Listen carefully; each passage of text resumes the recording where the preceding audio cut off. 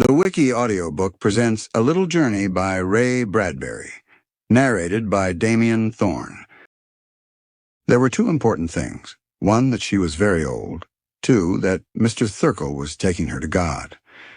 For hadn't he patted her hand and said, "Mrs. Bellows, we'll take off into space in my rocket and go to find him together." And that was how it was going to be. Oh, this wasn't like any other group Mrs. Bellows had ever joined.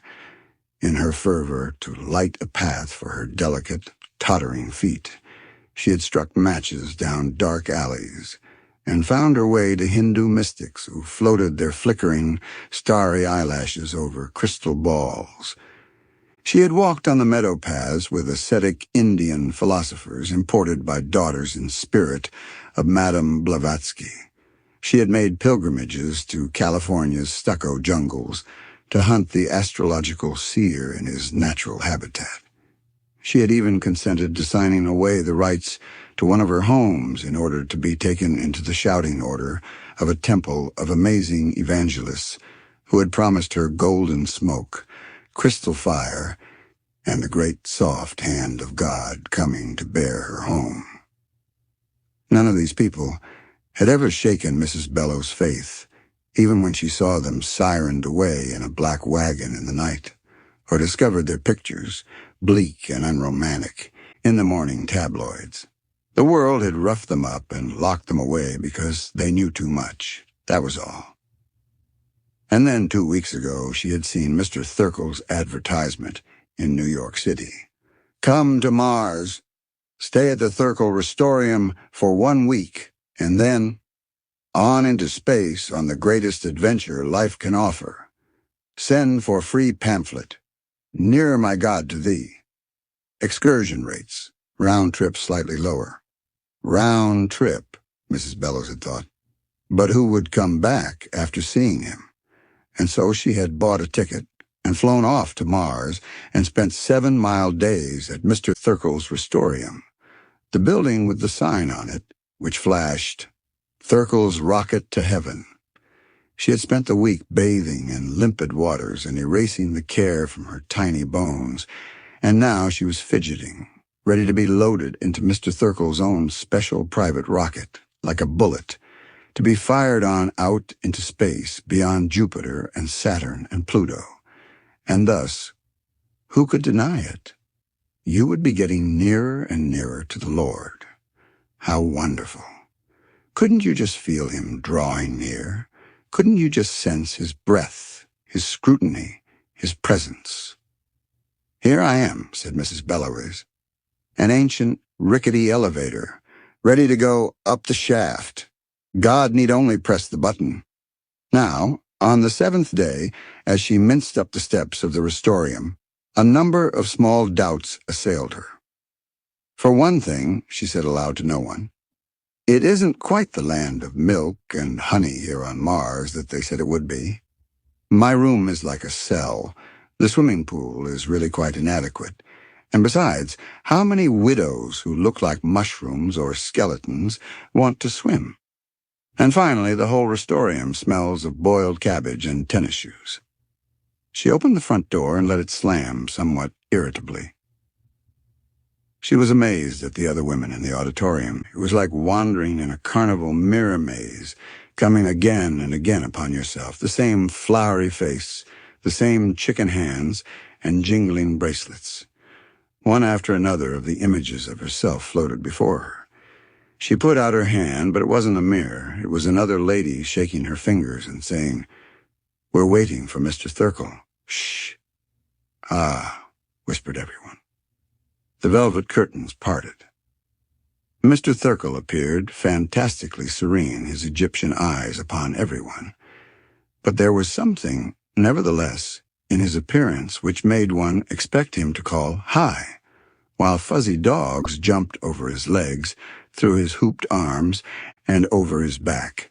Then, dogs and all, he should dance with a dazzling piano keyboard smile off into the wings. Mrs. Bellows, with a secret part of her mind which she constantly had to grip tightly, expected to hear a cheap Chinese gong sound when Mr. Thurkell entered. His large, liquid dark eyes were so improbable that one of the old ladies had facetiously claimed she saw a mosquito cloud hovering over them as they did around summer rain barrels. And Mrs. Bellows sometimes caught the scent of the theatrical mothball and the smell of calliope steam on his sharply pressed suit. But with the same savage rationalization that had greeted all other disappointments in her rickety life, she bit at the suspicion and whispered, "This time it's real. This time it'll work. Haven't we got a rocket?" Mr. Thurkell bowed. He smiled a sudden comedy mask smile. The old ladies looked in at his epiglottis and sensed chaos there. Before he even began to speak, Mrs. Bellows saw him picking up each of his words, oiling it, making sure it ran smooth on its rails. Her heart squeezed in like a tiny fist, and she gritted her porcelain teeth. "Friends," said Mr. Thurkell, and you could hear the frost snap in the hearts of the entire assemblage. "No," said Mrs. Bellows ahead of time. She could hear the bad news rushing at her, and herself tied to the track while the immense black wheel threatened, and the whistle screamed, helpless. "There will be a slight delay," said Mr. Thurkell.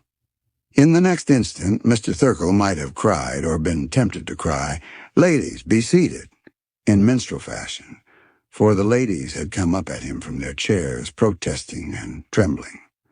Not a very long delay. Mr. Thurkell put up his hands to pat the air. "How long?" "Only a week." "A week?" "Yes. You can stay here at the Restorium for 7 more days, can't you? A little delay won't matter, will it, in the end? You've waited a lifetime. Only a few more days." At $20 a day, thought Mrs. Bellows coldly. "What's the trouble?" a woman cried. "A legal difficulty," said Mr. Thurkell. "We've a rocket, haven't we?" "Well, yes.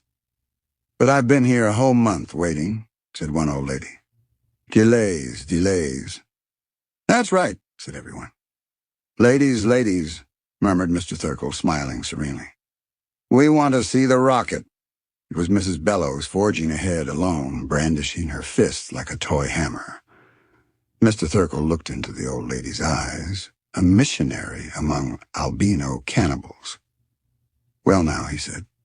"Yes now," cried Mrs. Bellows. "I'm afraid," he began. "So am I," she said. "That's why we want to see the ship." "No, no, now, Mrs. He snapped his fingers for her name. "Bellows," she cried. She was a small container, but now all the seething pressures that had been built up over long years came steaming through the delicate vents of her body. Her cheeks became incandescent. With a wail that was like a melancholy factory whistle, Mrs. Bellows ran forward and hung to him, almost by her teeth, like a summer-maddened Spitz. She would not and never could let go until he died, and the other women followed, jumping and yapping like a pound let loose on its trainer, the same one who had petted them and to whom they had squirmed and whined joyfully an hour before, now milling about him, creasing his sleeves and frightening the Egyptian serenity from his gaze. "This way," cried Mrs. Bellows, feeling like Madame Lafarge. "Through the back. We've waited long enough to see the ship. Every day he's put us off, every day we've waited. Now let's see." "No, no, ladies," cried Mr. Thurkell, leaping about. They burst through the back of the stage and out a door like a flood, bearing the poor man with them into a shed, and then out, quite suddenly, into an abandoned gymnasium.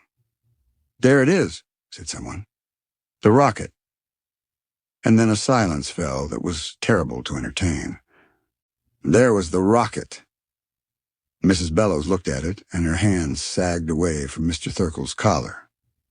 The rocket was something like a battered copper pot.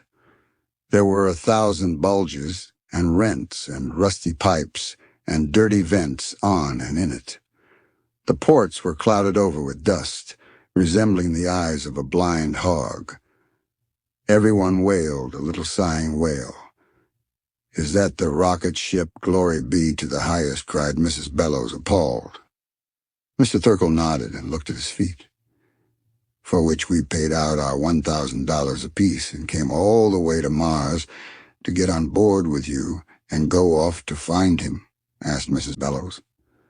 "Why, that isn't worth a sack of dried pea," said Mrs. Bellows. "It's nothing but junk." "Junk," whispered everyone, getting hysterical. "Don't let him get away." Mr. Thurkell tried to break and run, but 1,000 possum traps closed on him from every side. He withered. Everybody walked around in circles like blind mice.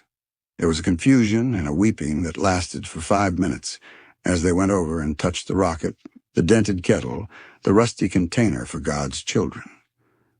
"Well," said Mrs. Bellows. She stepped up into the askew doorway of the rocket and faced everyone. "It looks as if a terrible thing has been done to us," she said. "I haven't any money to go back home to Earth, and I've too much pride to go to the government and tell them a common man like this has fooled us out of our life savings. I don't know how you feel about it, all of you, but the reason all of us came is because I'm 85, and you're 89, and you're 78, and all of us are nudging on toward 100. And there's nothing on Earth for us, and it doesn't appear there's anything on Mars either. We all expected not to breathe much more air or crochet many more doilies, or we'd never have come here. So what I have to propose is a simple thing, to take a chance." She reached out and touched the rusted hulk of the rocket. "This is our rocket. We paid for our trip, and we're going to take our trip."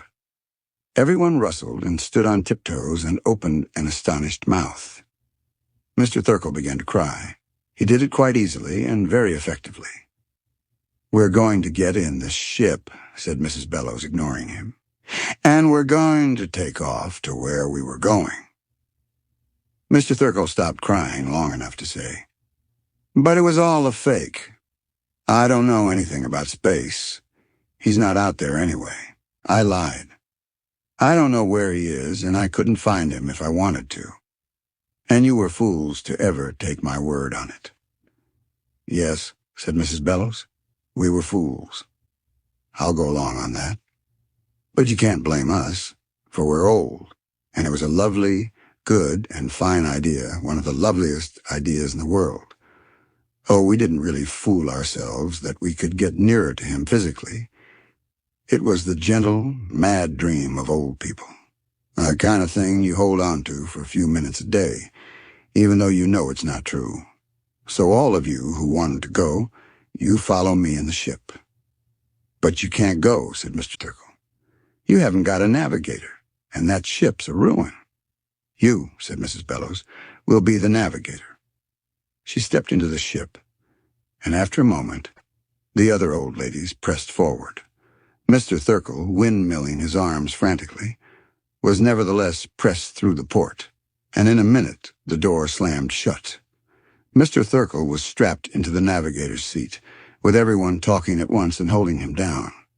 The special helmets were issued to be fitted over every gray or white head to supply extra oxygen in case of a leakage in the ship's hull, and at long last the hour had come, and Mrs. Bellows stood behind Mr. Thurkell and said, "We're ready, sir."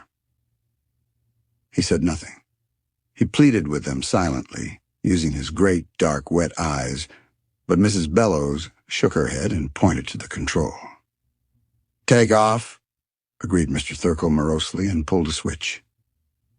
Everybody fell.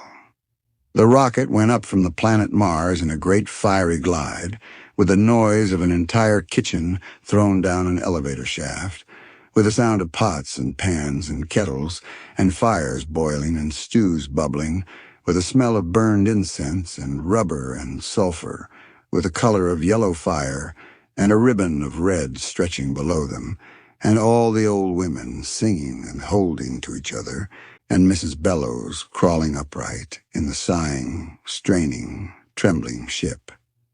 "Head for space, Mr. Thurkell." "It can't last," said Mr. Thurkell sadly. "This ship can't last. It will." It did. The rocket exploded. Mrs. Bellows felt herself lifted and thrown about dizzily, like a doll. She heard the great screamings and saw the flashes of bodies sailing by her in fragments of metal and powdery light. "Help! Help!" cried Mr. Thurkell far away, on a small radio beam. The ship disintegrated into 1,000,000 parts, and the old ladies, all 100 of them, were flung straight on ahead with the same velocity as the ship. As for Mr. Thurkell, for some reason of trajectory, perhaps, he had been blown out the other side of the ship. Mrs. Bellows saw him falling separate and away from them, screaming.